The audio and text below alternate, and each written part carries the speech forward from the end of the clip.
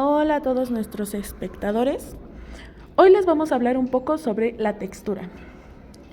La textura expresa la propiedad que distingue a un conjunto de oraciones desconectadas.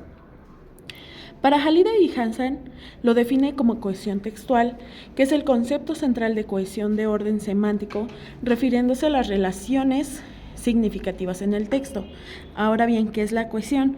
La cohesión textual es la propiedad que permite a un texto que se lea de forma fluida y con sentido.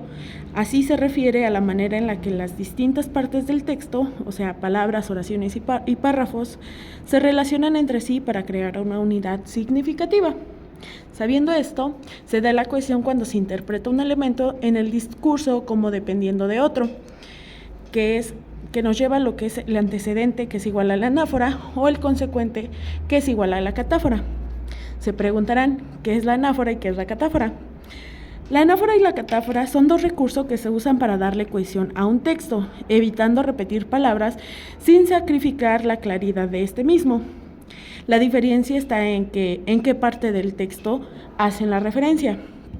Por ejemplo, las anáforas o antecedentes es una palabra o grupo de palabras que se repiten al inicio de oraciones o versos consecutivos. Esta hace referencia a algo que ya se mencionó anteriormente en el texto, como anteriormente visto.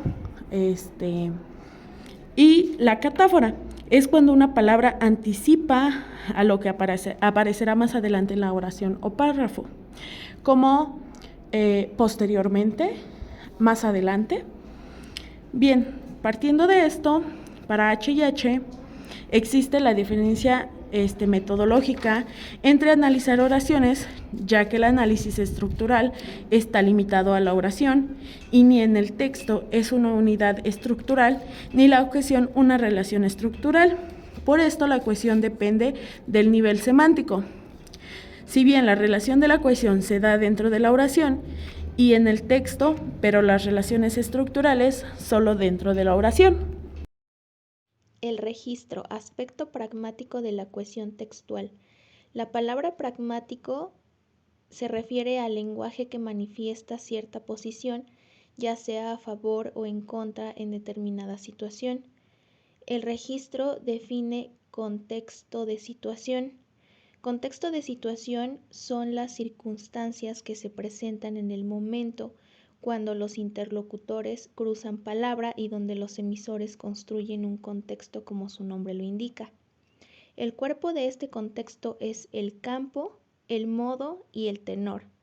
El campo se refiere al contexto, circunstancia o situación, además del propósito del tema, cuál es su objetivo. El modo es la función, el canal, en este caso, para ser más específicos, ya sea oral o escrito, además del género literario con el cual corresponde, ya sea narrativo, didáctico, dramático o lírico. Y por último tenemos al tenor, el cual se encarga del tipo de roles que juegan los participantes.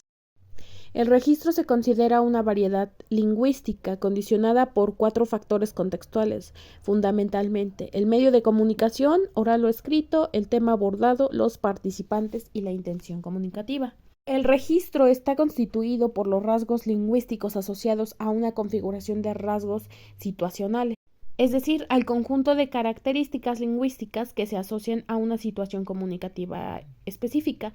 Estas características incluyen aspectos como el vocabulario, la gramática, la sintaxis, la entonación y el estilo. De este modo se puede definir al texto como una unidad de organización semántico-situacional. Esto quiere decir que el significado del texto no solo reside en las palabras individuales, sino también en la relación que éstas tienen entre sí y el contexto en el que se utiliza.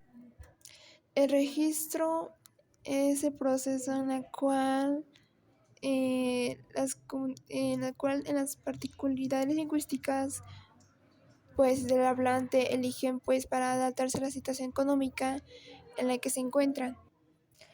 Más bien se particulan con el sentido o el significado de lo que se expresa a lo expresivo en el contexto social.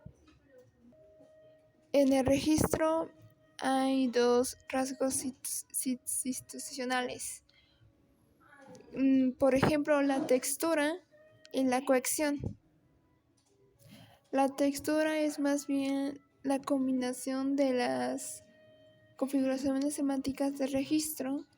Es más bien cuando los componentes, ya sean verbales, están organizadas, relacionadas entre sí de una manera explícita o implícita.